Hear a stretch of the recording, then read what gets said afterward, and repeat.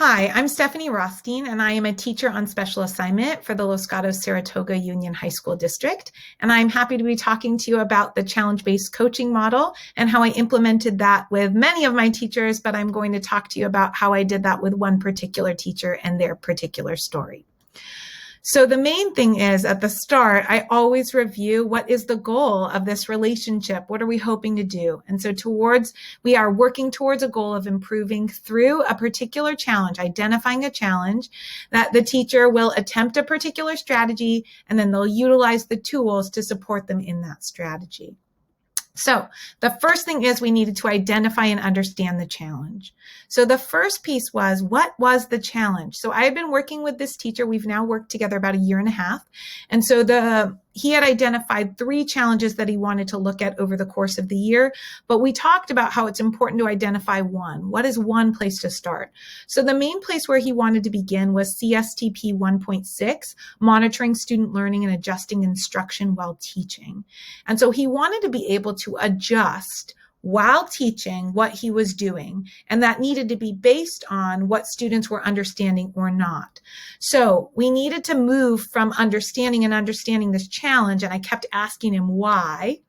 And in asking him why do you want to do this? He was saying that he wanted to do more than just call and response, that he was seeking particular protocols and practices that would involve students more in his teaching and instruction so that he could adjust, but he could also see their way of connecting to the material. And so we were seeking particular things that would be inclusive of students in the learning process and actually in the teaching process. And so we talked about how that particular strategy is going to be about implementing and identifying areas where students can have more voice in that classroom and can stand up and be the teacher. And so that was the strategy that he was seeking, was how can students actually take on a little bit more ownership of their learning? How can they share out? How can they share out in a way where other students can hear what they are saying? And how can they identify areas of growth for themselves? And that would then inform how he then needed to change or alter what he was doing in a particular moment. So the tools that we looked at were, could he use Google Slides to help students be involved more in speaking? Could he use Pear Deck as was another one. And the last one that we identified was Flipgrid. So we were looking for particular tools that would support both in virtual as well as when we go back into the classroom.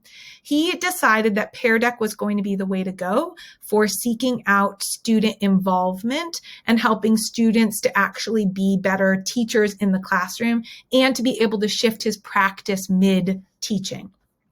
So because Pear Deck allowed him to get data, he could shift what he was doing, and that was his personalized strategy that he ended up implementing.